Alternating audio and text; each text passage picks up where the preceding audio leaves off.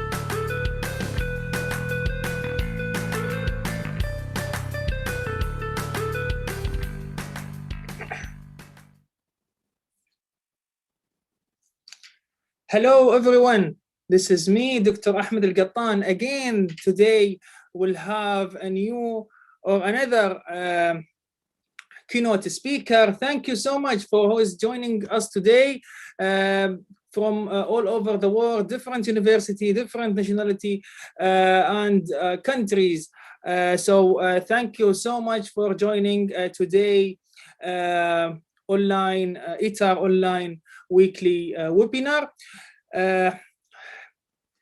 Also, I want to thank our keynote speaker that I will introduce her just after 2 minutes or 1 minute.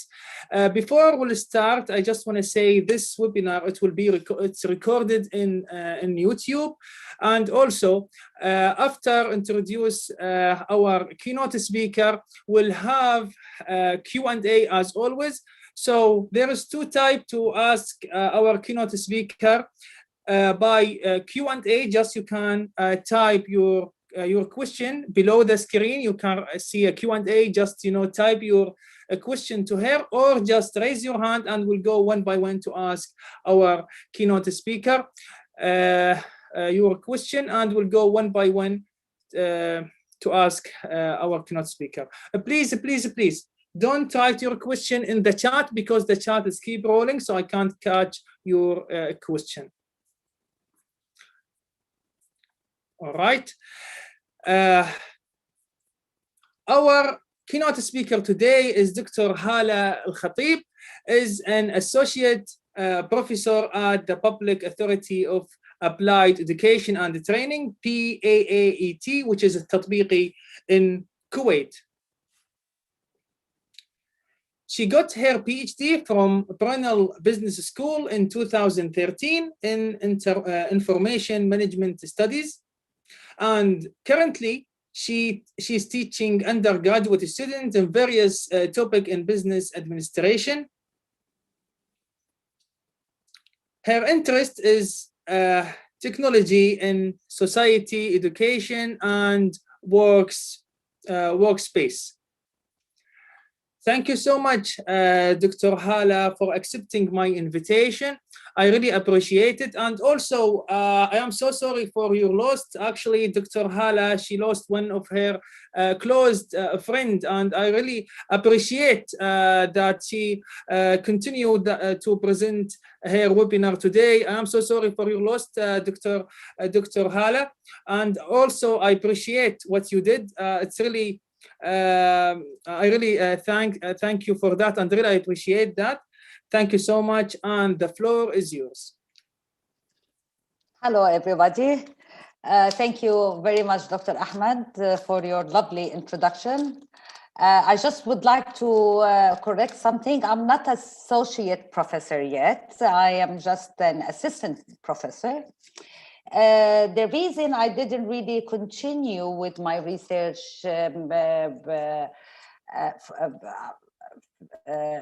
for many reasons. First, I had lots of family problems that I had to solve.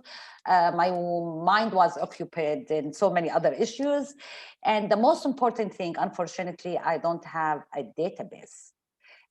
Without a database, I'm not willing to do any research. I don't really depend, you shouldn't depend on Google. Not everything is available on Google, as you know. And whoever now currently at university studying, of course, you have a lovely database, enjoy it, take advantage of it.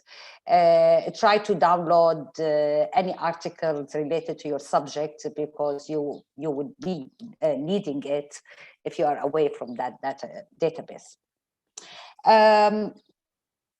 I would like really, see, as Dr. Ahmed said, I'm not really in a great mood. I lost my best friend yesterday with COVID.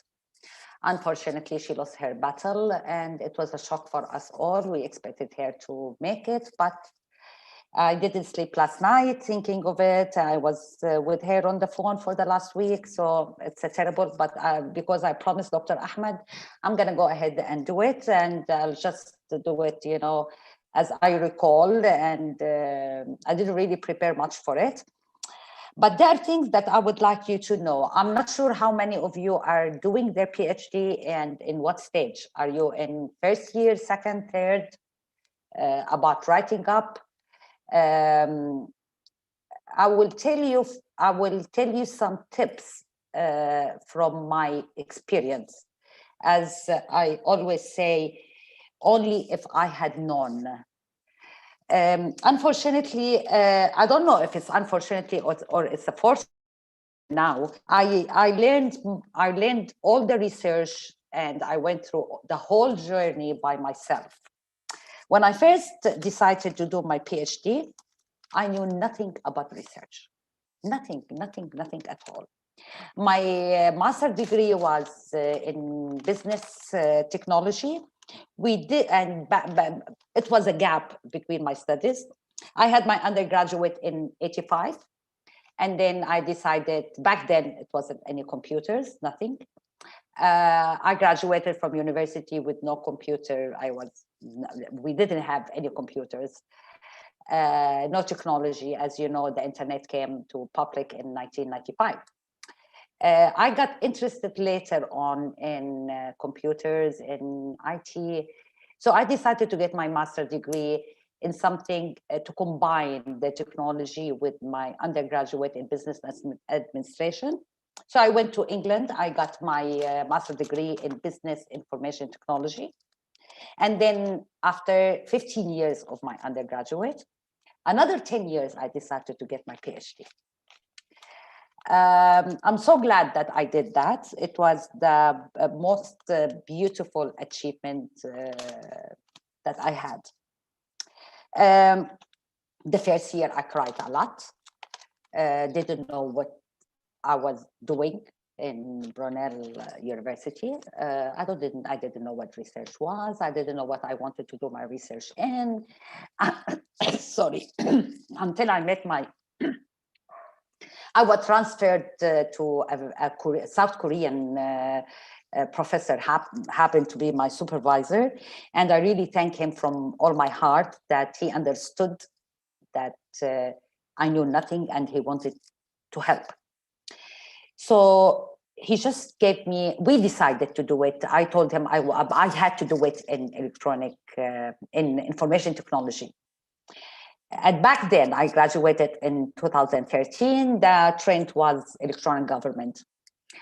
So we decided on the broad topic, it's electronic government. And then he said, what do you know about it? I said, nothing at all. He said, okay, I'll give you some homework to do, and you come back to me after 4 weeks. The first homework he gave me, he kept on giving me for 3 months is to read. Just read articles. Okay, I read articles, and then what? He didn't guide me at all, but he meant to do it this way. He wanted me to learn really. He just said, read everything related to electronic government. Read and tell me what you understand. So I kept on reading and reading and reading. And I remember he taught me something really, until now, of course, I recall it. He said, you have to love the subject. It's going to stay with you for a while. Don't do your PhD on something you don't like. You have to love it. And you will come to one point that you will know more about it than me. And actually, this is what happened, especially the last year when I was writing up. He used to ask me, how did you do this? And teach me. Especially, I went to a very difficult analysis. It's called structural equation modeling. Back then, it was also a trend. And whoever did that, it was something. And when I graduated, he reminded me of the same sentence. I told you, you will know more of the field than me. So the first point, really, I would like you to know, to bear in mind, you have to love your subject. You pick something you really like. Remember, it's going to be with you for at least 3 or maybe 4 years.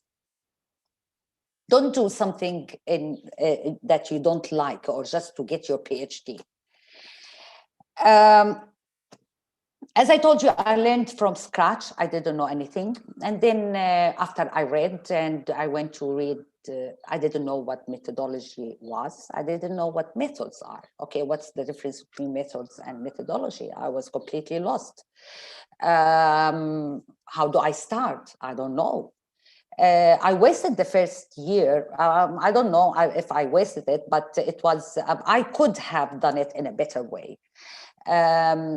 I was just reading from here and there, but sometimes the methodology, sometimes just the articles about information about electronic government. And then I just put a piece of paper and I said, no, I have to read the papers very well then.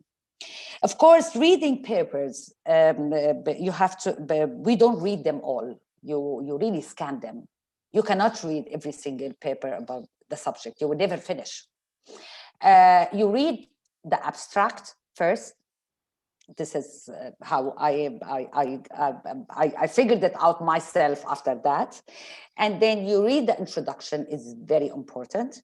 If you are interested in that article, go ahead and read methodology and of course the conclusion and limitation. From the limitation of the paper you're reading, you will get to a gap that you are going to use in your thesis. What is thesis about? What is PhD? Don't make it difficult. Don't make it very broad, narrow it down. You cannot write in a single thesis everything. No way. Okay, you have to give information and the reader has to understand what he is reading. I was telling Dr. Ahmed about something that I got my PhD from UK. UK, they tend their thesis to be longer. I don't know really about Australia or other part of the world, but the reader has to understand it's a storytelling. When somebody opens really behold your thesis and tries to read it, they have to understand it all. It's like a storytelling. There are sections, important sections that you have to chapters you have to follow. You cannot miss anything because they are not really taught courses. They don't, unlike America, they have taught courses, or they are shorter and they go immediately to the methodology and then conclusion. You have to know wherever you are, just follow whatever your university you want, and you will go ahead. One other thing, it's regarding choosing the methodology that you want and the methods. I think it really has to do with your personality as well, how you view the world, and this is the philosophy about the PhD in Hall. How do we view the world. It is the biggest part of it is the philosophy. For me, I believe in numbers. I don't believe in words. I believe in generalization. So I went to quantitative, I went to deductive research. If you believe that you can take some important stuff from people, from their talk, interview, observation, then you will go to qualitative. And however, it's very subjective. You cannot generalize it really. That's why in science, they go to quantitative. I believe in numbers. I believe 1 + 1 is 2. Why? This is it. I believe the ontology, it is what it is, if you will be asking about the ontology.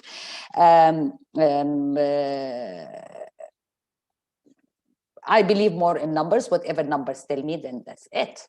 If your analysis is good and this is what the results gave me, then this is the reality. I enjoyed a lot talking about this. I enjoyed really about a lot, if you ask me, the methodology chapter. Maybe because I had no idea what was about. So I read a lot about the methodology, philosophy, different views, how researchers view the world, you know. I really enjoyed it and I related it a lot. And by the way, I just wanted to tell you, I'm very proud of this. When I got my PhD, it was without corrections at all.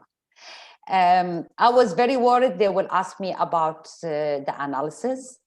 I hadn't had math or analysis for a long time, but I learned the steps. I learned everything. I remember sitting down on the floors until 3 o'clock in the morning, opening books and books and books. I depended a lot about books, by the way.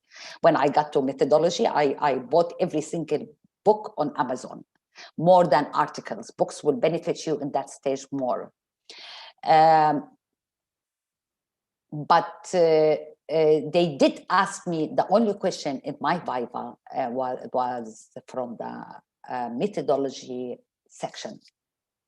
It's not analysis, nothing from methodology. One other thing before I forget. First of all, as I told you, don't make it very broad, very big. It's not about how big the thesis is and how successful you're gonna make it or pass it or whatever. No, it's about really the process. I learned at the end, after the viva, I learned that they judge you about the process of how you write the thesis. They really don't care about the results. The results, they don't care about them much. Now I'm talking about getting your PhD, not writing a research paper later on. They care about how do you know how to do a research? How is research is done? This is the most important thing. One of the hypotheses that in my thesis was everybody got it, there is a relation. I was the only one in the literature that got it, no relation. Oh my God, and I had no time. I had to write up the conclusion and the limitations. I have to submit. And I start worrying, how come did I get different than others? And you know, research, it's not really very acceptable. I went back to the literature. I start looking and crying, tears, panic attacks. What am I gonna do? This is what numbers gave me. There is no relation. But how come? At the end, my God, it took me nights and nights. I found an article, but it was a very old article, 1986, that he had the same result as mine. And it was a relief.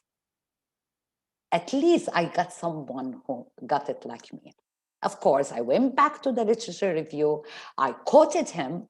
And then when I did the writing up and the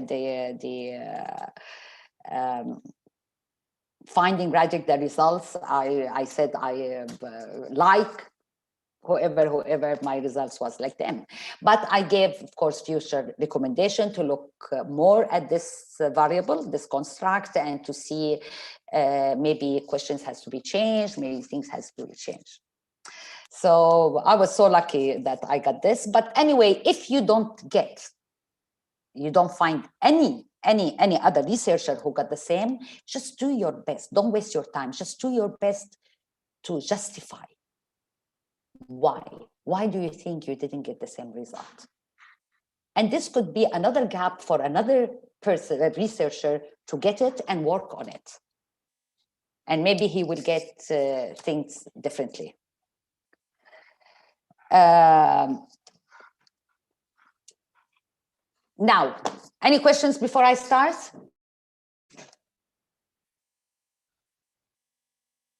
What would you like me to talk about more? Should I just start and tell you bits and pieces? Can they share? Can we hear their voices? Can you read anything, Dr. Ahmed, what they would like? More? Actually, usually you just talk about what you want, Dr. Hala, and then in the end, they can ask you any question related to your topic. So okay. Just go ahead. Can you see my screen?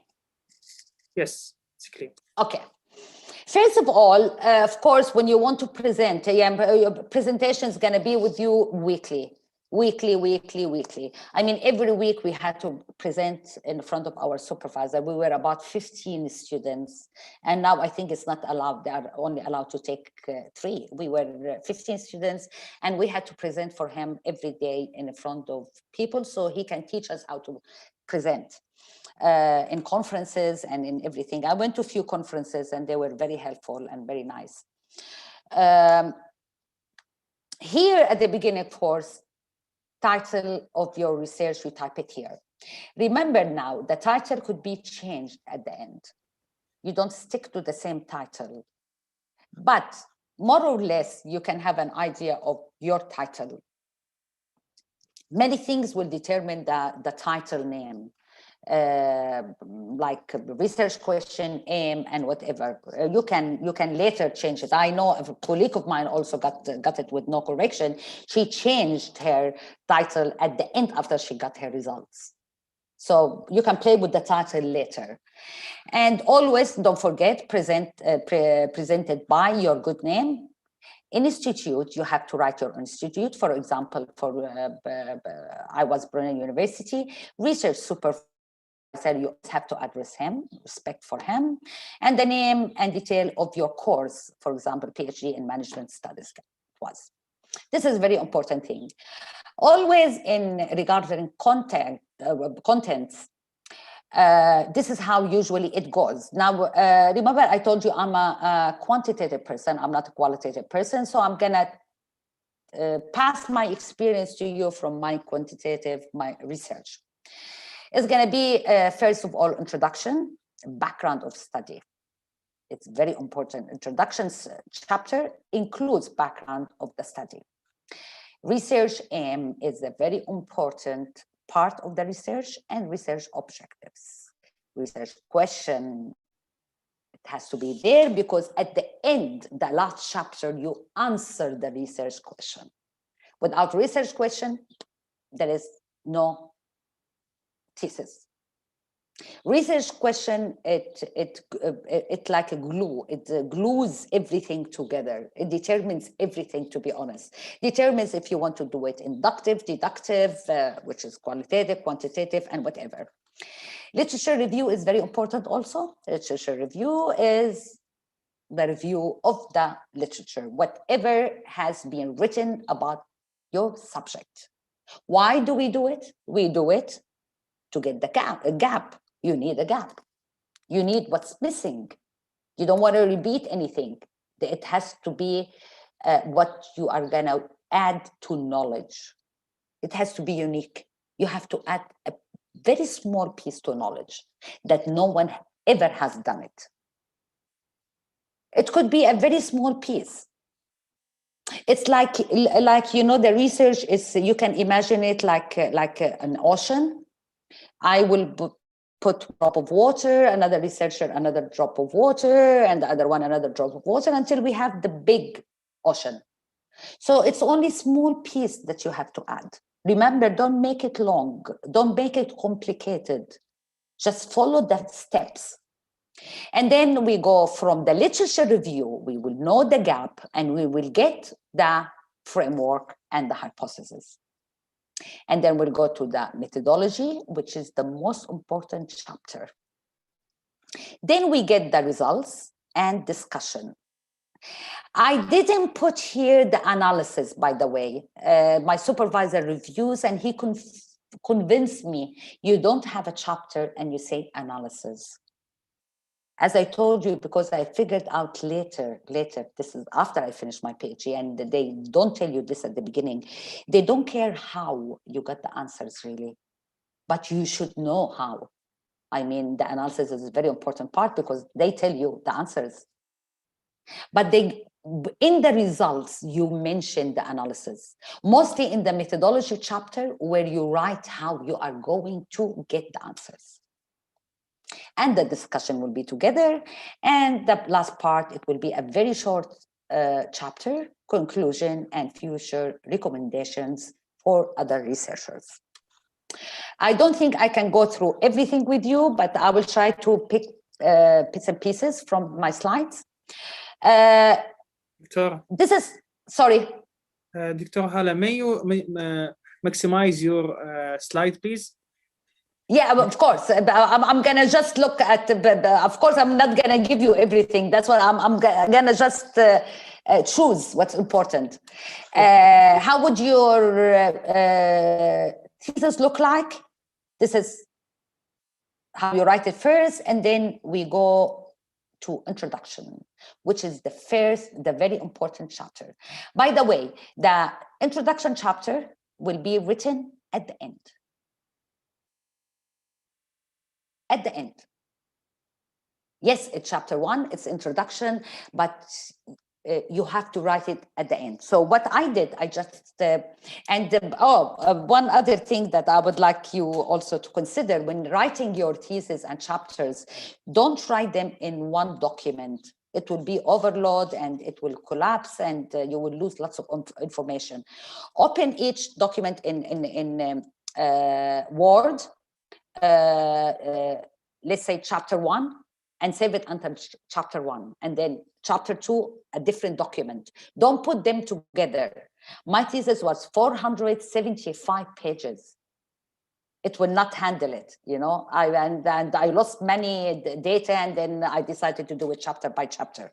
So leave this always open, and whatever information you want, just cut and paste in it now, for now, and then you will do it later. The most important thing, you start with research background.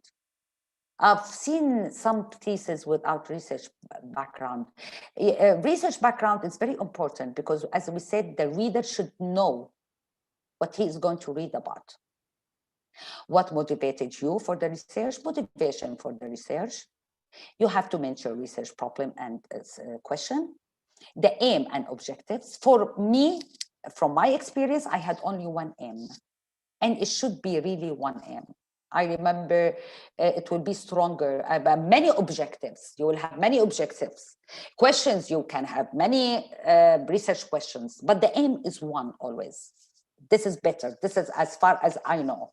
I was told, you know, from my supervisor.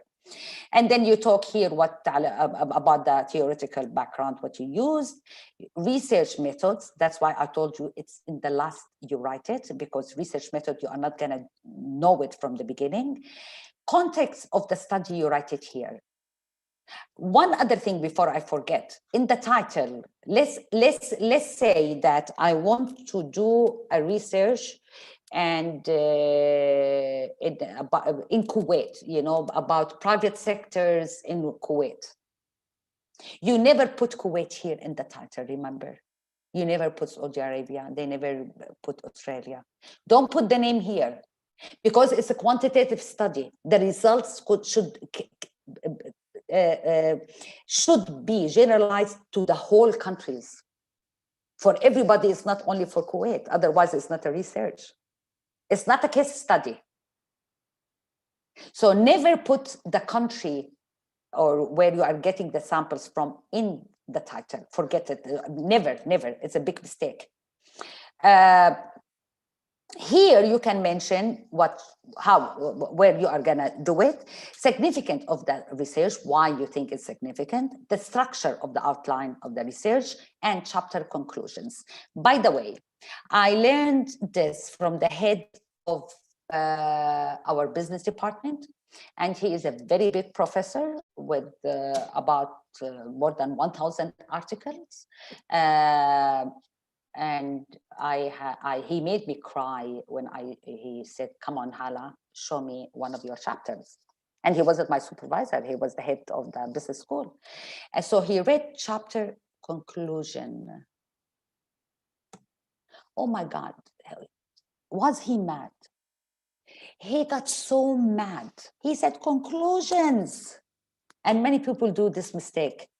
Really, it should be chapter conclusions, not conclusion, although it's one chapter. Remember these small tips, and you can Google them if you want.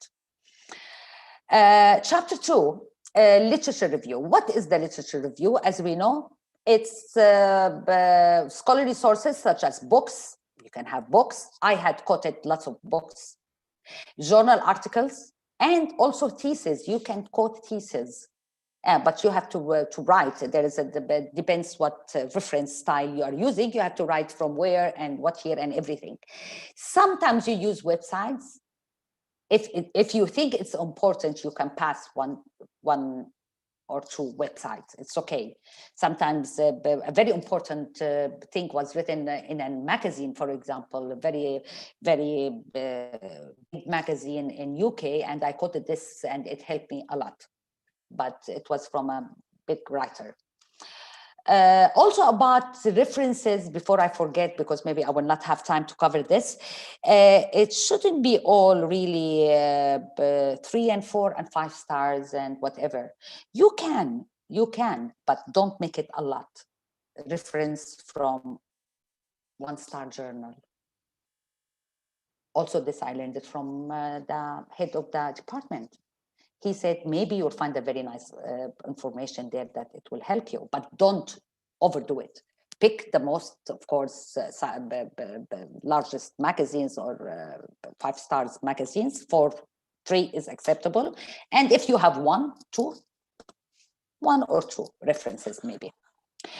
It's often written the literature review as part of the thesis or the dissertation or whatever. A literature review chapter will be introduction, summary of the whole studies. After you summarize them, put them in a table.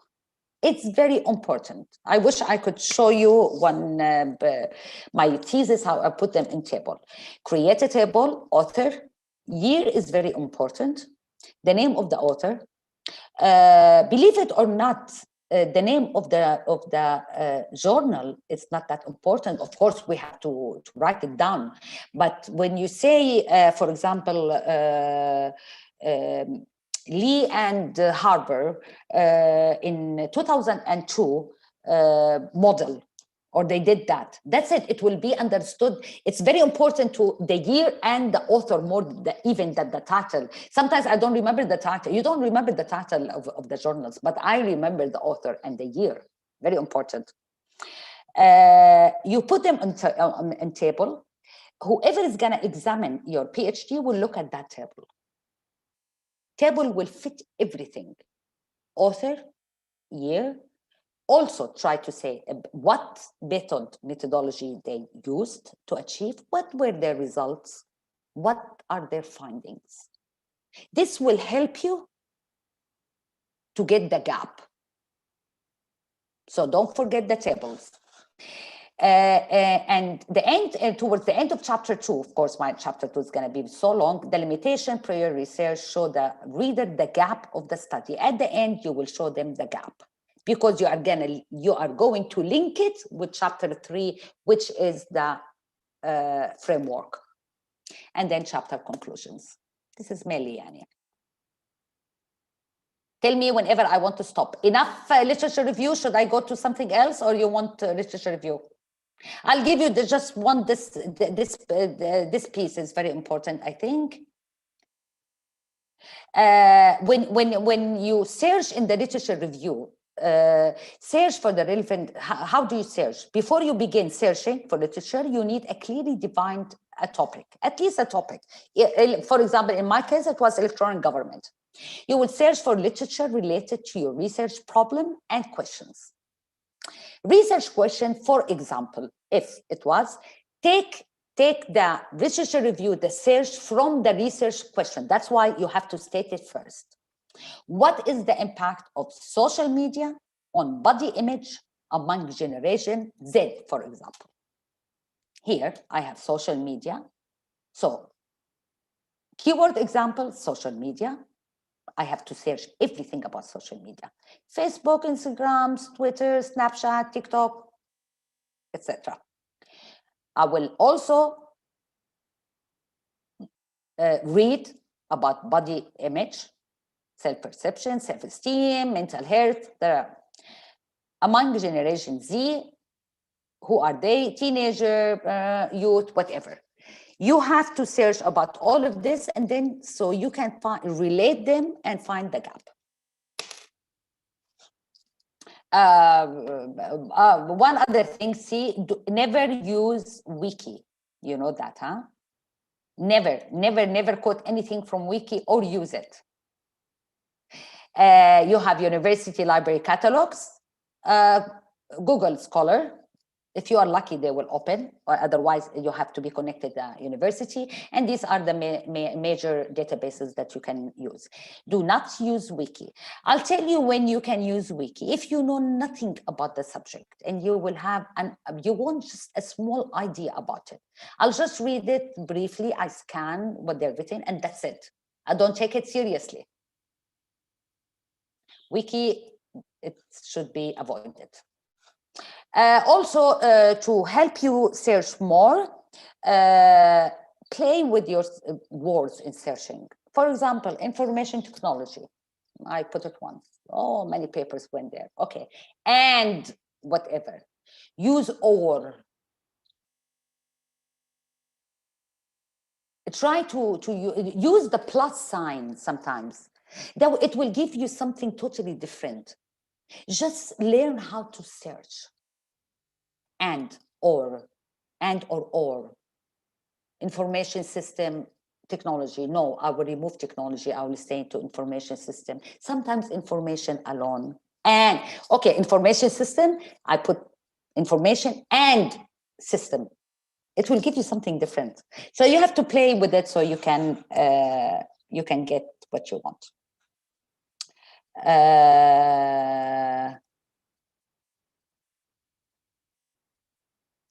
This is all literature review. I really don't want to go about this. The theoretical framework. Now, this is because it's quantitative. This is the theoretical framework. How do I get it? First of all, you put the introduction, of course. Justification of the theoretical model. Why did you use it? You have to justify in that chapter. And then you have to components of the framework. What are they? Depending variable, independent, what they are. And then you get to your conceptual framework. Why did you relate them? Because other studies did that. You take the information from chapter 2, from the previous literature. You specify the relation, hypothesis development. How did you develop them? Because Hala Al-Khatib in 2013, her results, she found that this A is really have a strong effect on B. So I am assuming also, if Hala didn't find this, you cannot write it. This is the thing. And then conclusions. Also here, whoever wants anything, I will repeat it. This is chapter 4. It's the most important chapter in the whole thesis. How are you going to answer the question? How you are going to the aim and the objectives. Here you write everything. The role of theory in the current research, I wrote it also. Research methodology, research design, strategy, the philosophy. Sometimes you will be asked about it. Many of my colleagues, they were asked about the philosophy about it. Methods, how do you develop the questionnaires? Before I forget, as a PhD student or as a researcher, don't try to develop your own questionnaire. You can do that for 1 or 2, modify them. Get previous survey, questionnaire, whoever did it, and modify it to your context. Don't try to do, because it's very difficult to measure. I can measure somebody's height. How do you measure them? Centimeter or an inch or whatever. But how do you measure success? How do you measure performance? It's very difficult. So get previously used and write it. Write it in your table, in your justification, whatever. I used whatever, it was highly used, and you can cite whoever, you have to cite whoever used it like you. Of course, you can change few words. Specify the domain, of course, type of the method, the sample item, deciding rating scale, and here you write about the data analyzing and the software choice, what you are going to use. Sample technique, you do it here, and here you mention Kuwait. For example, I did in Kuwait. So in chapter 4, state of Kuwait, defining the target of the population I'm studying. Never mention Kuwait in the literature review, never. It's so wrong. Modifying questionnaire, you can read this. Ethical consideration. This one was, I had problem with this because I wrote some, and he told me, this is the head of the school. He said, no, you have to write more. And then I read many papers about how to write it, and then I wrote it. Whoever would like to see it, I can show it to him later. I use structural cohesion modeling and whatever. This is the methodology. Also, I'm not gonna go there, but I'm gonna tell you about. Okay, you all know about the difference between quantitative and qualitative research. This is very important if you want to know, if you decide what to do. A qualitative research versus quantitative, of course. When coming up with a question for your next research topic, consider what you want to know. If you are exploring meaning of experience, you have to go into quantitative. There's no way. If you want to use empirical evidence to explain an occurrence, then quantitative. What is the difference? Deductive is the quantitative. We start with a theory, well-established theory. There is a theory, well-established one. I get out of it hypothesis, observation, which is analysis, and then I confirm. Then I can generalize it because they're numbers. You cannot go wrong. They call it deductive, and deductive use always quantitative method, the hypothesis. Inductive is the opposite. You go from observation, you observe people, what they say, what they talk, how they do, and you go pattern, you do hypothesis, and you establish a theory. But always, as I said, this is subjective. It depends on how the researchers see it. Maybe if 2 people are eating, I can observe them differently than the other researcher will observe them. So I will talk about it's subjective, how I see it. So you cannot generalize it really. Many people like inductive. I personally don't. I don't. I tried reading a lot about it. I didn't find myself. I don't see word from the inductive way, but depends on you. A quantitative research question, remember the research question. What usually it's more appropriate to use it when you ask the research question in quantitative, or why? And you never, of course, answer with yes or no. In quantitative, we have independent and independent variables, and there are, as you know, 3 types of research: descriptive, comparative, or relation-based. This is more used in science. This is talking about them. Qualitative, how they use it more? They can use what, but they never use why. If your research questions start with why and you do qualitative, you will never pass your thesis. Everything is wrong. Because why is a quantitative term that implies cause and effect. And you don't have cause and effect in qualitative. So the best question here will be how or what. I would like to go through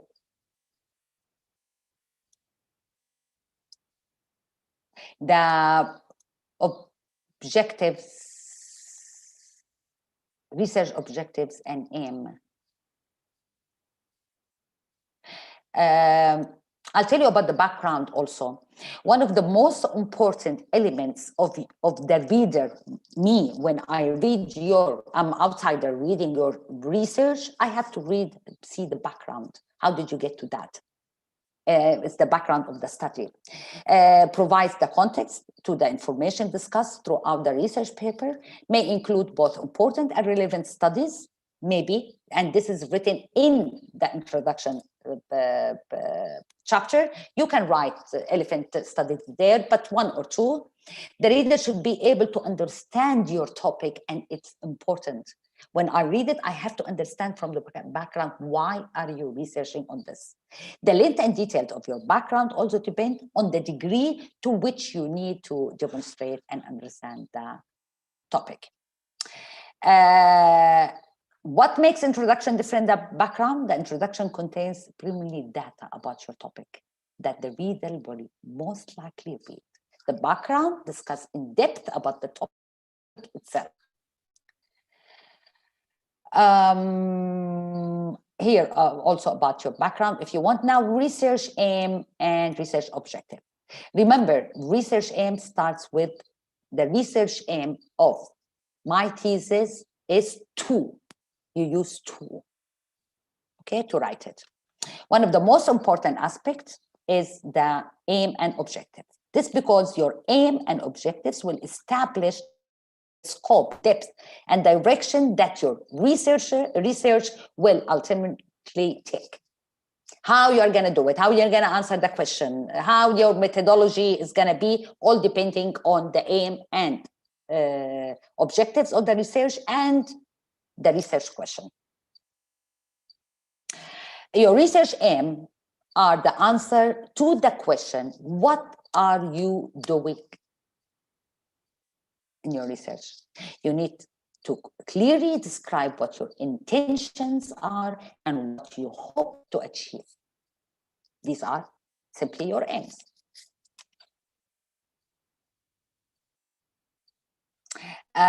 Describes the main goal or the overall purpose of the research. In doing so, your aim may be to test a theory in a new empirical setting derived from theory entry. This is, of course, again, quantitative. Whatever they are, clearly articulated them and do so early at the beginning. At the beginning, you have to state your research aim, research objectives, and research question. Definitely include them in your introduction, has to be. And if you are keen, you will write them in your abstract, if you can do it. I did write it in my abstract. Be very explicit in the opening paragraph. Say in a simple term, the aim of the thesis is to, remember the word to. I put it in one section, the aim of the thesis is too. Always be careful about the past tense and the future, present, whatever we're writing. In introduction, I never used was, always present tense is too. If the reader shouldn't really understand a lot what's going on in the introduction, but it should give him the idea. It should make him interested, making him interesting to continue reading it. As I said, it's a totally storytelling. You have to make it interesting. The objectives, how you are going to do it. Also, if you have time, I can send you this. Rule of thumb. There would be only a research aim, one research aim, as I told you, and several research objectives. It's only one aim, but you can have plenty, up to 10 objectives if you want, to facilitate the achievement of the aim of the research.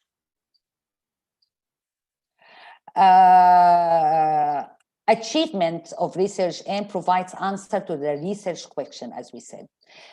Research objectives divide research aim into several parts and address each part separately. Moreover, research aim specifies what needs to be studied and how are you going to achieve the study.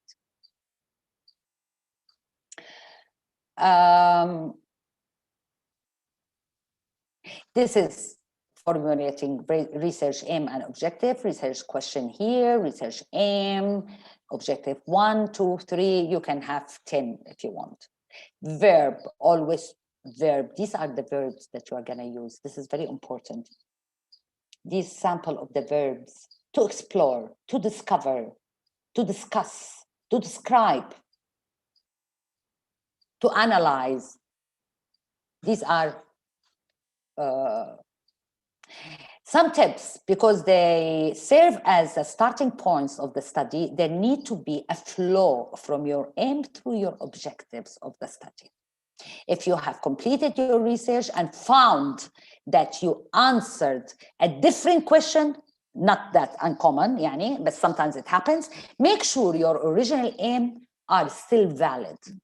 If not, try to refine them. Because it's a process. The research is a process. How to write a research question. Research question is a central question of the study that must be answered. The process: choose a broad topic, do some primary reading to find out topical debates and issues, narrow down a specific slot that you want. The PhD, you start like this, wide, and then it will be narrowed down until you find what you want.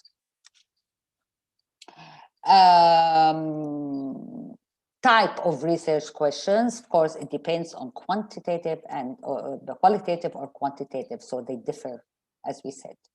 And the methodology also will differ.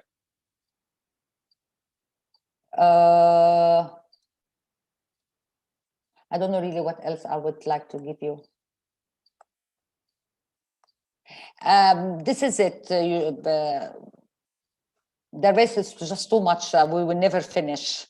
So I don't know, any questions I can answer? Dr. Hala, I totally understand. I know about what's happened, and I know your story. You told me about it, so I totally understand. I know actually the topic, it's heavy topic, so actually you need a week to talk about the whole those topics. So each topic it needs at least 2 hours. So I totally understand. So let's say if anyone have any question, they can ask you about what you did already, or what you present, or maybe they can ask you anything including in the thesis. So before we start, sorry, Dr. Ahmed, or if they would like me to concentrate on one special chapter, we could do that. But for the whole thing, I just gave bits and pieces, tips, small tips. But we can concentrate on the introduction or methodology or whatever. Let's do one thing, Dr. Hala, because of the time, and I know I promise you that I won't take too long. So maybe if there is some of our attendees want a special topic, or they want to focus in one subject, maybe I will contact you and schedule another day. Maybe you just focus in one topic. But for now, I think that's enough. So I really want to thank you for the informative and useful presentation. It's really a useful one. I really interesting watching you and talking about those topics. Let's start and hear our audience question that will help them and also help other audience listening to their questions as well. Starting with Al-Anud. If you allow me, Doctor, I will stop sharing your slide. Can you? Okay. I'll stop it. Okay. Anud? Hi. Hello. Hey. تسمعوني؟ Hello. شكرا دكتورة هالة. Thank you very much for your presentation. I really appreciate it. Very useful information. I just have one question that confused me a bit, because one of the suggestions that were given to me during my upgrade Viva was to include Kuwait in my title. So it's a case study based on Kuwait, and they said that you should include it in the title. So now I'm a bit confused because I'm in my last phase right now. And my other question is, you said that don't mention Kuwait in the literature review. Can you mention it in the introduction when you're giving background information? Yes, I did. As I told you, I showed it to you, I think, in the introduction. Context of the study. You're right. Where is the context of the study? Where is it going to take place? What is the sample technique? Where your sample, you mention it. You have to mention it where it's just one sentence.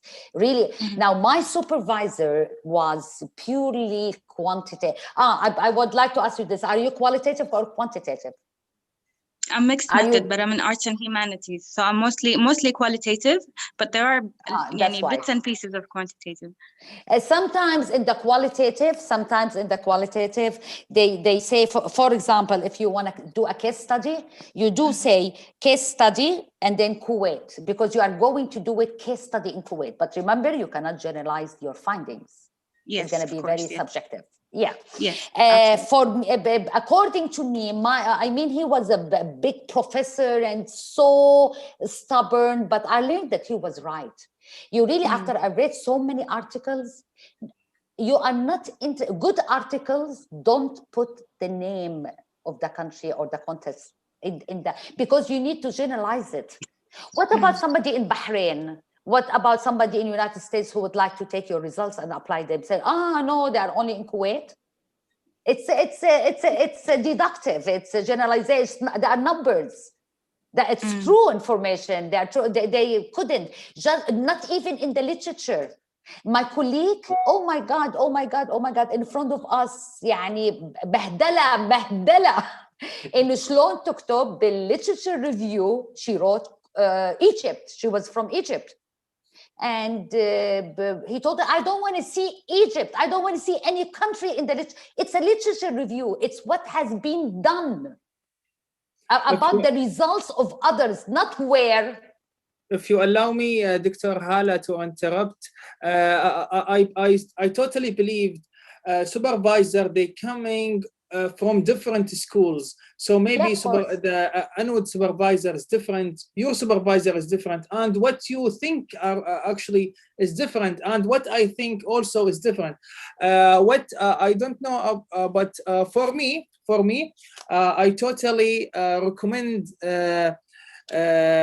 to put Kuwait actually, or the country in the title, because of several reasons. I totally understand what you talk about, Dr. Hala, but when they write Kuwait, and you are what you're thinking that the others, for example Bahrain, as you mentioned, that data that for example, if I did the paper just for Kuwait. Yes, it's in Kuwait, but in the literature, I am not talking just in Kuwait, also in my methodology, and also in the discussion, I will talk about all over the world, and then I narrow down until Kuwait. In thesis is different case, but because it's a whole thesis, they should have a chapter called, for example, Kuwait or Egypt. This chapter, you need to, it depends. As you said, doctor, about your supervisor. Never, they taught us never. I mean, it's not only me.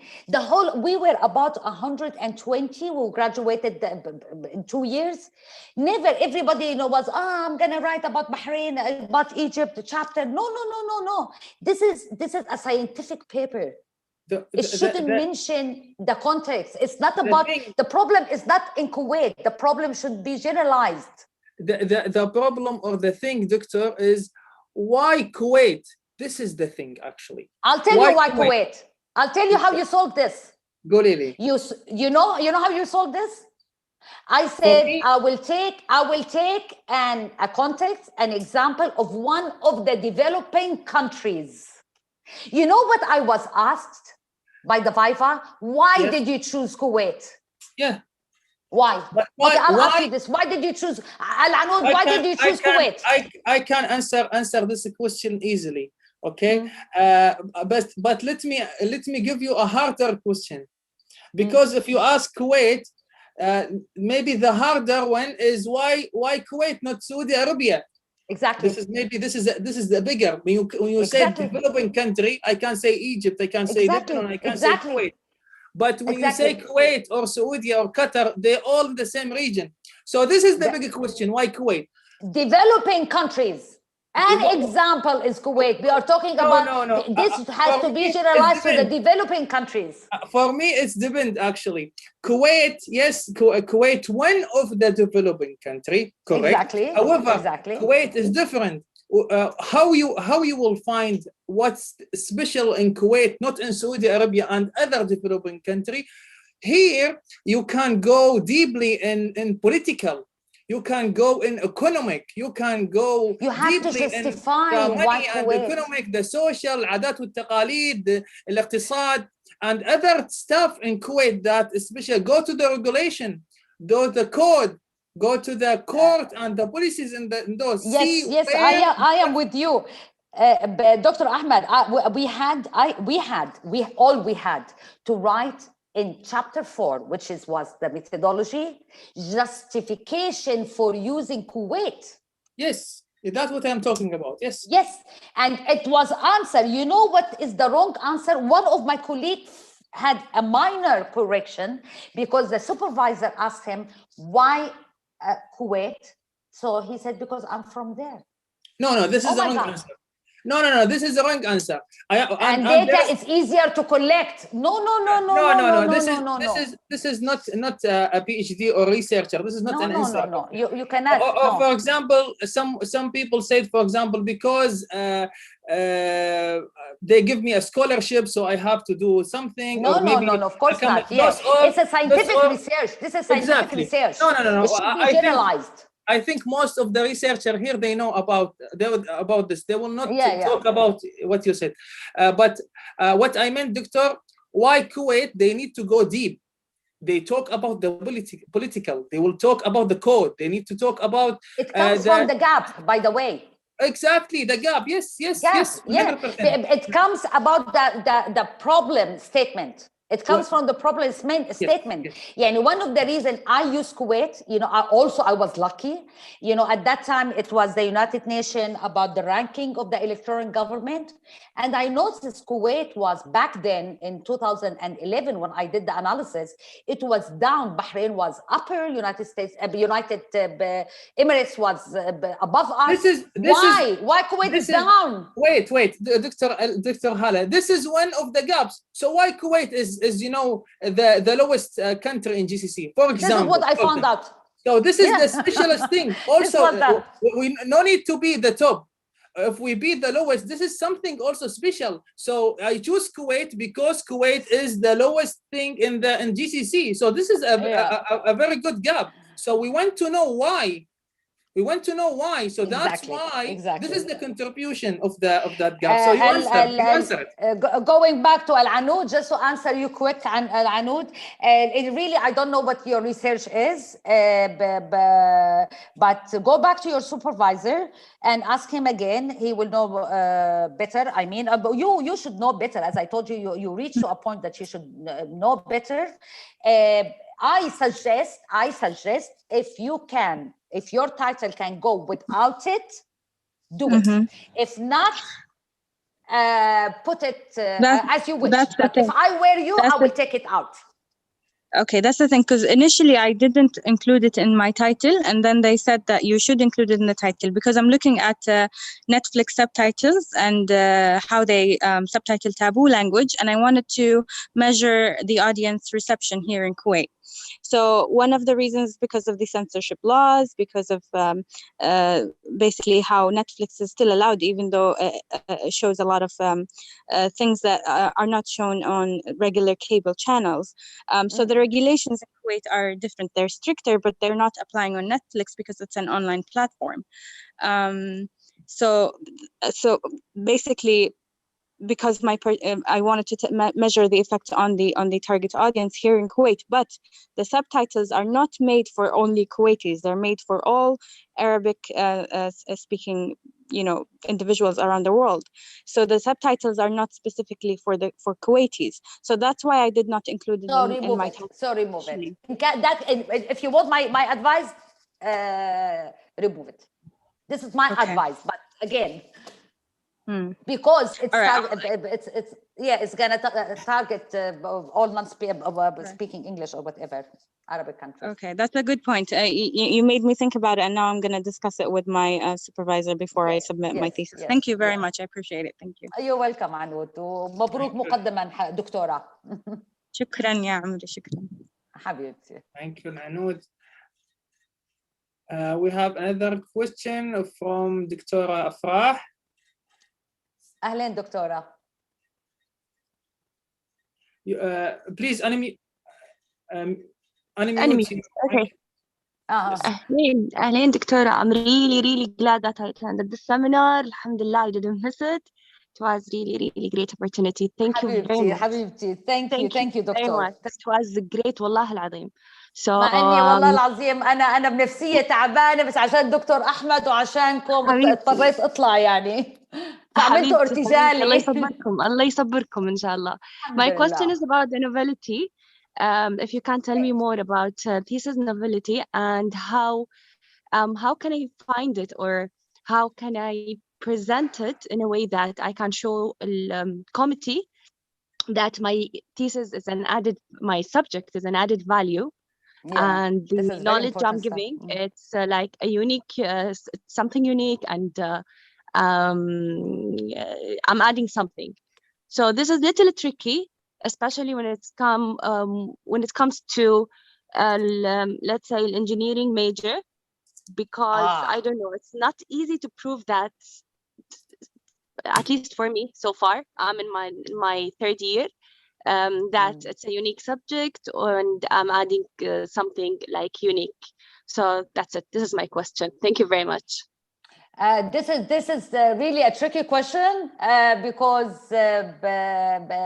I mean the most important question, how you're gonna really unfortunately you have to read, doctor, yani you have to read more to see a small gap, even a small gap. I'm trying to look at something. I'm gonna tell you how it's done. And you have unfortunately you have to declare this. I mean, it has to be you have to state it even in your abstract, and that it's a novel. This is what you're going to add to significance of the study, you know.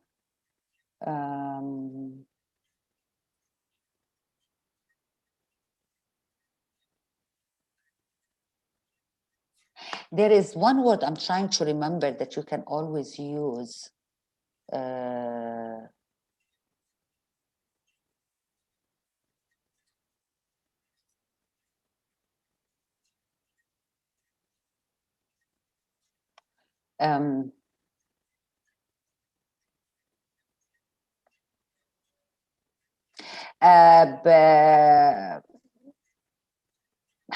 Just bear with me 1 minute.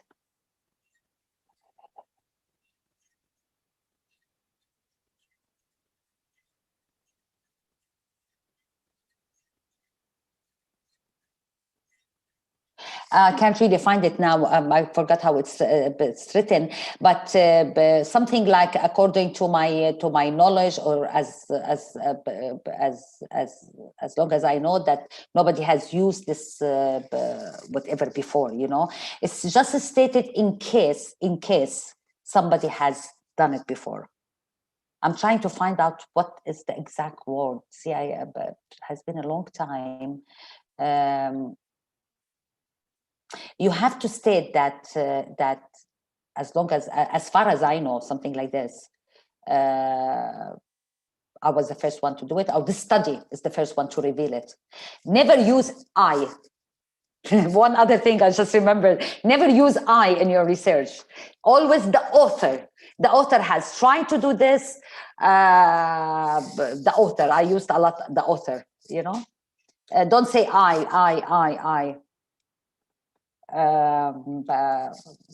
You have to find it. You have to find even a small thing that you add to knowledge. But okay. Right, just to be in a safe side, even if you think somebody else has done it, or but you're changing a little bit, write that as long as I know, I don't know how they stated, I forgot, as far as I know, or to my knowledge, something like this, nobody has used this before, you know. Okay. Is a case study can be the novelty of the subject itself, like when we apply a case study on a specific region, for example. So at that, let's say at this case, can we say that this is our novelty because of we have applied this method in such area, and nobody before had and never focused on this area or this country. So is this? Yes, of course. Yes. I think so. So. Yes. Okay, that's a relief. Also, you also show somebody, you know, who another experienced person. But I think yes, of course, it has never been applied. يعني تعالي لك مثلا so many models has been applied in other contexts, but never has been applied in this context. If I apply them, would they work? Yes, it will work. You added something to knowledge that it does work in this context, you know. Yes, this is good. You are not going to create, to invent something, I mean, from scratch. No. You take previous studies, and from them you get the gap. Yes, I did this model.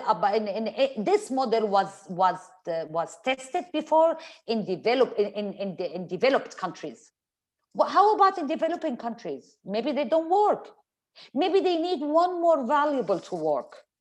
Maybe they need something else. Maybe they need something less. Maybe they work. It means in this topic, for example, us developing countries and developed countries, where we share the same. You know, it could be, of course. Definitely. Thank you very much. Thank you. Just add something, you know, add something. I will try really to find for you, but I wrote it nicely, you know, but as long as I remember, to my knowledge or something, no one ever has used this before. It was never used in this research. This is here, you get the novelty. The model I use, no one has ever used it. Okay, that's great. If I get it, inshallah, we'll see. Thank you very much, Victoria. Okay. Thank you. Good luck, Habibti. Good luck. Thank you so much, Afrah. Thank you.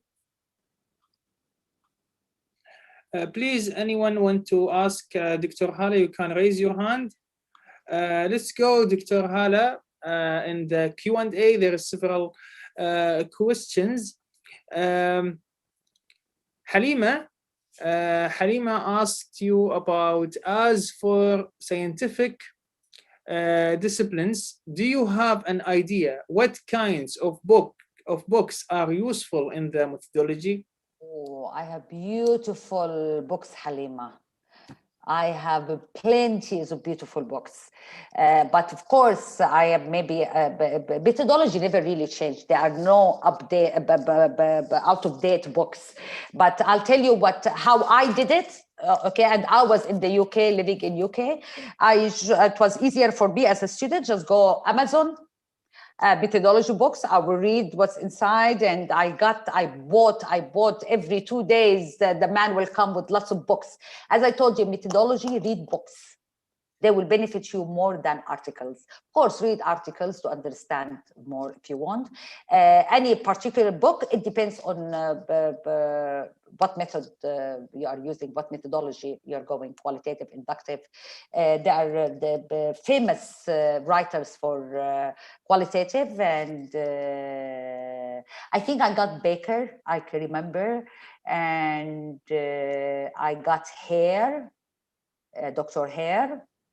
But because I was quantitative, you know, but many books, many good books, just read. Baker is good, I think, because it teaches you also, it talks about the philosophy. This has to be written in chapter 4. The philosophy, as a researcher, how do you see the world? How do you see it? This is the main part of the PhD. PhD is not only one area of study. You combine psychology, philosophy, technology, and, for example, education. Did I answer your question, Halima? If you can, Halima, just raise your hand so you can cooperate or talk to Dr. Hala, or maybe you can reply in chat. I think yes, Dr. Hala, you answered her, but if she has any other question, she can just raise your hand or reply in chat. Thank you so much. There is another question from Al-Anud. Hi, Dr. Hala, sorry. One more question. So far, as I said, I'm in arts and humanities, so my quantitative experience is very limited. So I use the help of a statistician for my quantitative analysis. Do I need to mention that in my thesis? Yes, of course. But okay. Al-Anud, should I tell you something? Yes. I knew nothing about analysis, and I learned it hard, and I enjoyed every single piece of it. And I went to a very hard analysis. It's not regression. I went to structural equation modeling that books like this I had to read, but it made me happy to understand. You have the right, but you have to mention it, of course, in declaration. Remember, remember I showed you the first slide that I told you have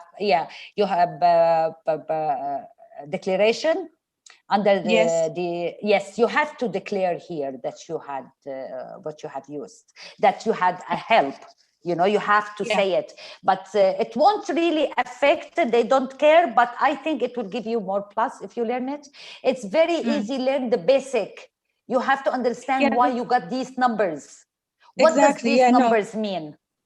Of course, yes. No, when I got the results, I went back and I read, and I made sure that I'm understanding the results and that I'm able to explain the results. So I have a little bit of a background, but I didn't know how to use the software, basically. Well, what software did you use?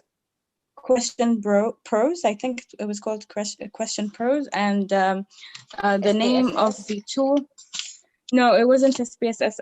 It was I've written it down. Crisco. I don't know that. I don't know this. I think software. It's called. Why didn't you did you use regression, factor analysis? What kind of? Yes. So ANOVA test, basically. ANOVA is for qualitative.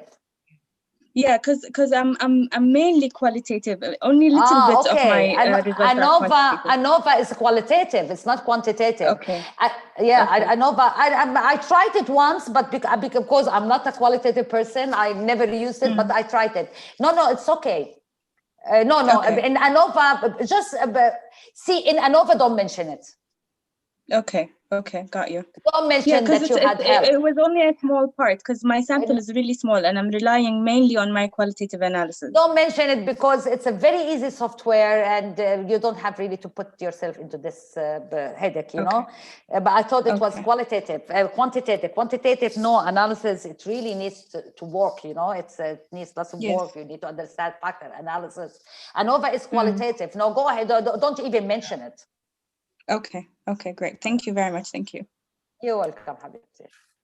Thank you so much. Dr. Hala, you talk about quantitative. Actually, I have this book by Professor Badi Baltaji. He's #1 in analysis, and he's totally quantitative.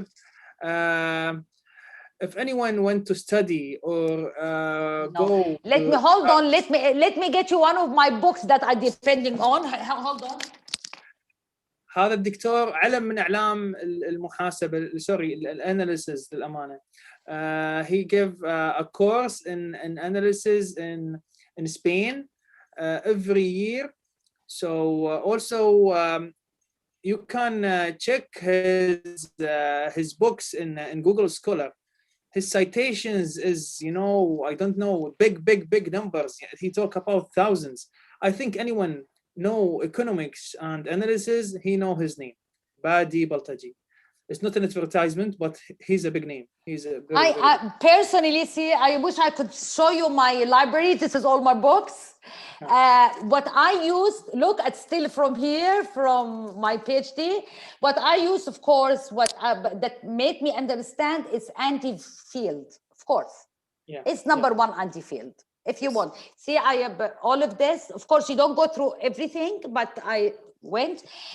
Whoever asked me about I have lots of books in here. Who asked me about the research methods book? This is one of the good books.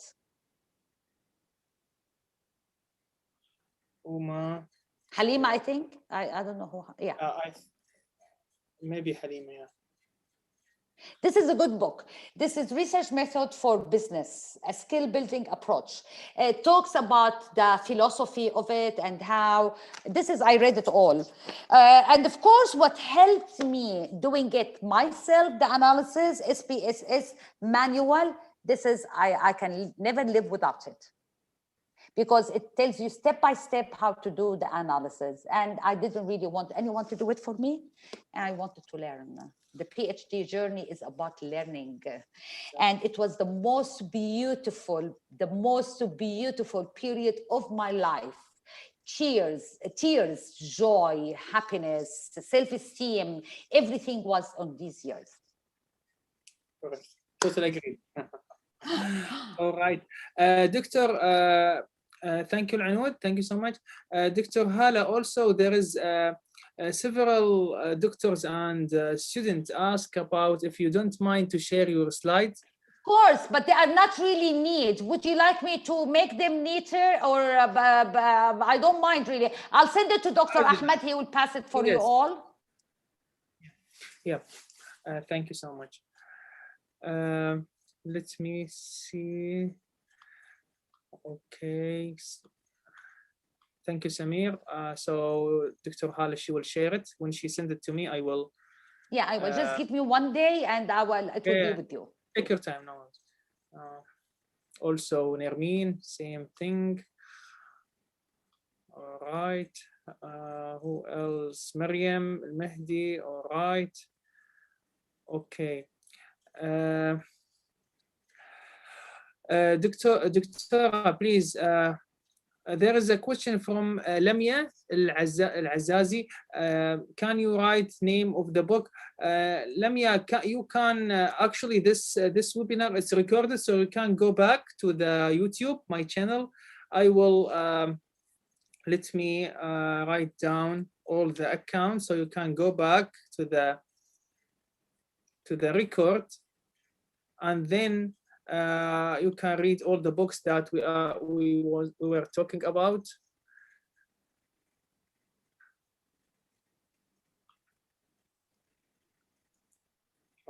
Sorry, what kind of books that they would like? She talked about the books that you already talked about it, the two books, about the SPSS. If you need, I can do you a favor.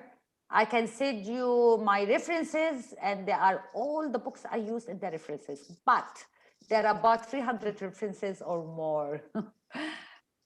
You can take my references if you want. I can send you the references, all the references for the books of the research methodology. Would you like the analysis as well?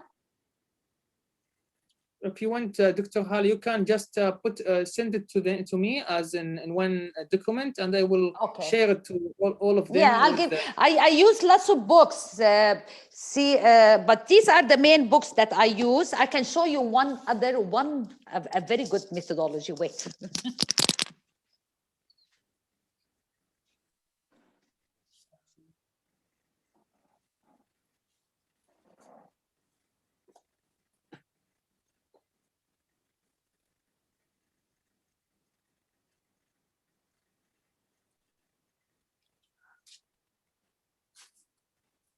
Anar, if you have a question, Anar, please raise your hand.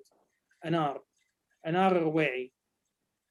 Yeah, just give me a second until Dr. Hala come back, and then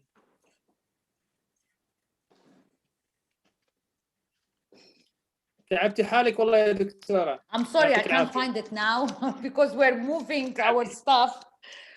تعبتي حالك يا دكتورة، الله يعطيك العافية. لا ما I have beautiful books. يعني I brought back with me all the books. I didn't want to let go of them because I love it. I love methodology يعني. But I wish I had more time to do more research in it, but there's no time.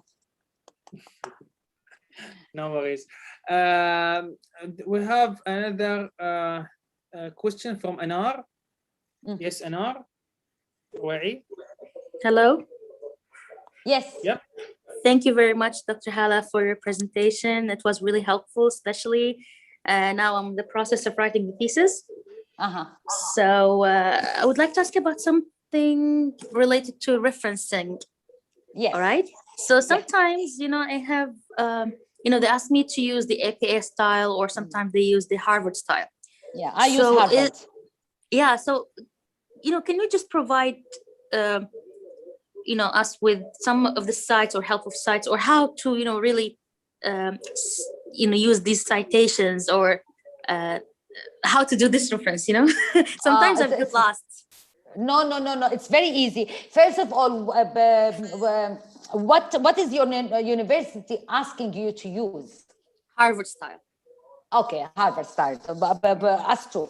And you cannot use other than Harvard, I have a beautiful document. I just hope that I can find it about Harvard style. I used it, copy and paste exactly. The way I did it, I opened a document. I'm telling you my experience. One document. And for example, the author, I want to cite an author. Yeah. So I put in that document, copy and paste of from the document the sample they give me, and then I just write the title and the year and the author down, and then just remove them and do mine, so I can make sure that I'm following the same pattern. Don't forget the quotes when direct quoting. All right, thank you very much. And when you do the writing quoting, don't forget the page number. Yeah, they told me to include the page number, but they told me, some of my friends told me that there's specific sites that helps in quoting and these things. So No, do it manual. I can remind me, Dr. Ahmed. I can send you another. I have a very good. Just Google it. Google it. Write Harvard referencing. They will give you PDF file. How you follow them. It's actually it's easy. You have three things. There is a program, they do it, but actually, as Dr. Hala said, for me, I didn't rely on any program. No, There is I did it manually. Called I forget what is it, but it's specialized in the reference. Some of people that I know that they rely on it, but myself, I didn't rely on it because mostly they have a problem, so they didn't write the right citation. So for me, if you don't know how to do it, I just write two websites. The first one, which is Portsmouth University. Just it's an easy website. Let me see. So just give me a second. Give me 1 second. I use something from my university. I'm trying to remember. Yeah, this one, it's easy one. So it's just just to click on it. This is a source. So choose which source you have. Let's say it's an article. So click article. Then after that, is it an academic journal or it's magazine, newspaper? So it's mostly academic journal. Click on it. Then style. Which style? You said, for example, ABA, wherever. You will see list of style. Okay, let's say an ABA. Then the media. Is it audio? Is it electronic?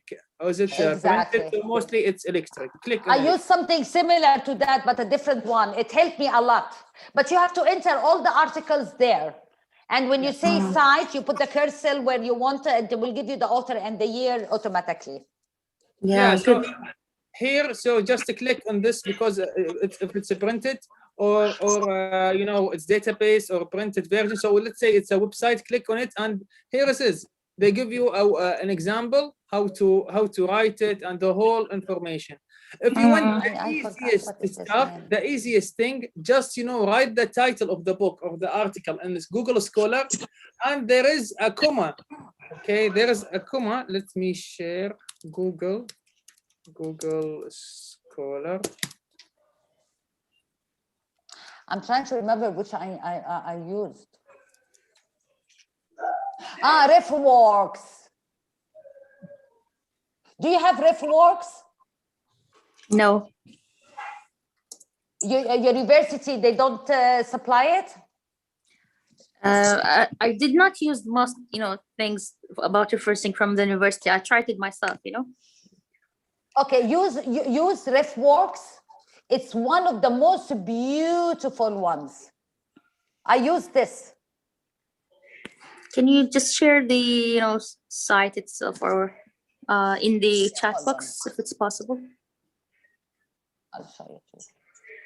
And also this one is one of easiest thing. Just Google Scholar, write the title. Then you will see the whole the whole books and this stuff. So let's say this one is the article or the book that you are looking for. Do you see this command? Yeah, for the citation. Just click, exactly click on it and just share wherever the one that you are looking for. APA, Chicago, Harvard, just copy it and post it in. That's a new way. Good. Yeah. How can I post something, Dr. Ahmed? Just copy it, Dr. Hala, and paste it in the chat. Chat where? You will see chat. Here. Okay. Look at this one. What I just sent. It's a beautiful software. I still use it until now. It's not showing. It's not showing in the chat. Let me help you. Okay, Dr. No worries. Okay, this is the link that Dr. Hala shared with you. Okay. Okay.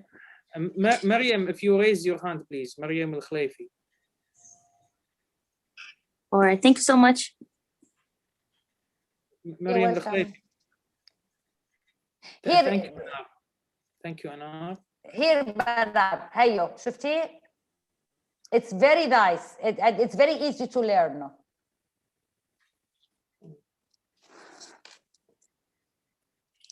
Also, Mariam Al-Khlaifi talked about a program that I was thinking of. It's called Mendeley. It's one of a program that specializes in references. But myself, I didn't rely on program, but I know most of several actually of my classmates and my colleagues, they used this software called Mendeley. Is one of special program that talk about it. All right, Doctor, also we have a student called Mariam Al-Mahdi. She is currently doing her master thesis. So she is asking, what is the difference between master and PhD thesis? Okay. Of course, PhD is longer, should be longer. Don't go through lots of details in it. Master, it's a small copy of, it's a small version of your PhD. Many, by the way, they take their master degree and they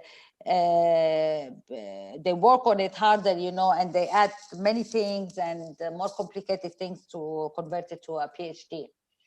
The analysis should be not very aggression or whatever.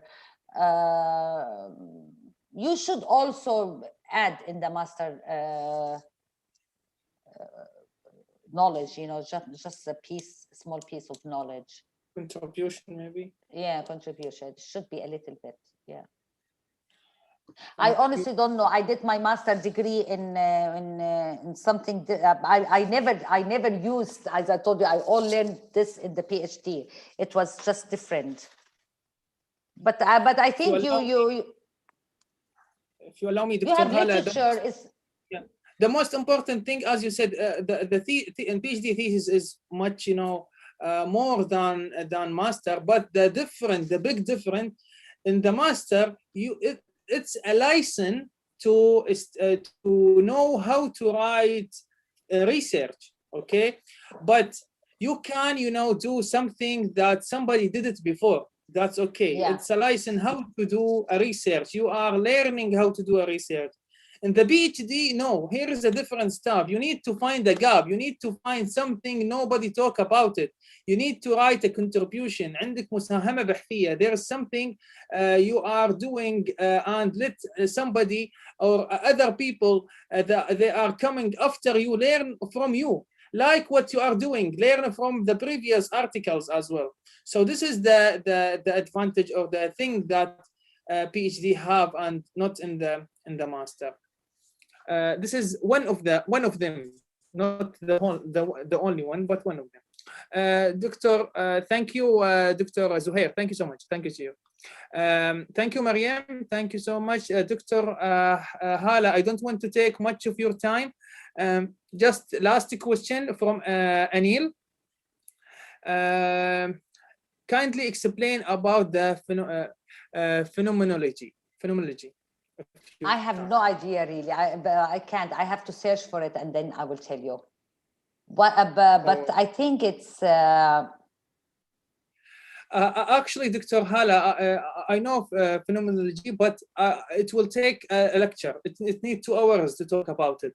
So I don't think also Dr. Hala, she can, spend another 2 hours. And I really appreciate your time, Dr. Hala. I wish I were in a better mood. I would have talked more, but I totally appreciate what you I totally appreciate your time and effort, Dr. Hala. Thank you so much. Thank you, really thank you so much. I know what's happened and what you told me, but you said no, Dr. Ahmed, I will continue and I will do this webinar. I totally appreciate that. Thank you so much. If you had the last word, Dr. Hala, if you had the last word before we end this today. Just good luck to everybody who is doing their PhD. Finish it up. It's beautiful. Don't panic. Have lots of confidence in the Viva. You did it, you wrote it, you will know it all. No need to open even your the lecture. I didn't open it. They were asking me a question, I was just answering because it's mine. I wrote it, so I knew it. Just have lots of confidence when you are presenting it, you know, with the argue about your the way you see the world. This is what PhD is about, how we see the world. Thank you, Dr. Hala. Lovely really, meeting you all. Thank you. Thank luck. you so much. Thank you. And Dr. Hala, really, also I want to repeat what you said regarding the thesis that you wrote it, guys. 100% take it and as an advice. Also, your supervisor, he is an advisor. He will advise you, but I am 100% sure he don't know everything about your research. Yes, you know, you are the master of your research. Exactly. You need to know that. Okay, you need to know that. Yes, your supervisor, he know about different topic. Yes, but he don't know about your topic. Okay, that you specialize in. He supervised several students, maybe in the same university and other universities. He maybe he's external supervisor in other universities. So you are the one who will be in Viva, which is, you know, the in the Viva. So you are the one the master, and you are the one who know most of your thesis. You are the one who wrote this thesis. So trust me, you know everything. So you know it by heart. You know, just bear in mind, as I told you, it's a storytelling. Tell it as a story. Have lots of confidence. Remember, please remember, your PhD, you pass or fail. It mainly depends on your steps. It's how research is done. The sequence of research, the validity of the constructs is very important. Reliability of the constructs. You have to bear in mind these issues, and that's it. Now, your results, what you doesn't really matter. Doesn't matter much. They go through your research. Introduction, the first chapter is very important. Background of the study, research question, aims and objectives. Make sure to write them down. Also, also this is one of good advice as well. Totally agreed about the result, guys. Especially that who's quantitative. They want just a significant result, and they think if their result is not significant, they can't pass the Viva. That's wrong, guys. This is wrong. Just justify exactly. Why. 100%. Justify, and if you are stuck, really justify why you think it's you got this answer, and put it in your recommendation. This is a very good gap for others to continue. You find out why did I get it this way, because you are numbers cannot be wrong. Exactly. 1 + 1, this is 2. This is how I got it. Find out why.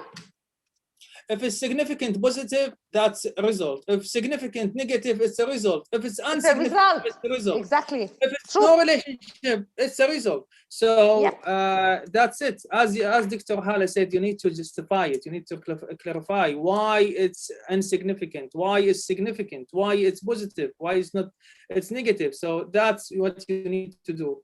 Thank you, Dr. Hala. I really appreciate it. Thank you so much for your advice. I really myself also it's useful, and you know I learn from it, so thank you so much. Our next webinar will be in 19 of March with Dr. Faiza Al-Anizi with the title How to Write a PhD Proposal. This topic, it will help a PhD who is doctor already to continue their postdoctor. So you need a proposal. Also, master to do a PhD, you need a proposal. A bachelor to do a master, some of majors, they need a proposal. So it will help you guys. Also, there is some jobs or career that to be a researcher. So you need a proposal as well. So one of a good good webinar. And I know Dr. Faiza, she is one of specialists, and she is very good in this. So I totally advise everyone to attend next week webinar. Again, thank you so much for who is attending today webinar, and thank you who is attending on YouTube as well. Thank you, Dr. Hala, for coming today and to present and everything what's happened, and you consist to present and teach us about this webinar. Thank you so much. I really appreciate it. Good luck, everybody. Good luck. Thank you. See you next week. Salam. Bye-bye.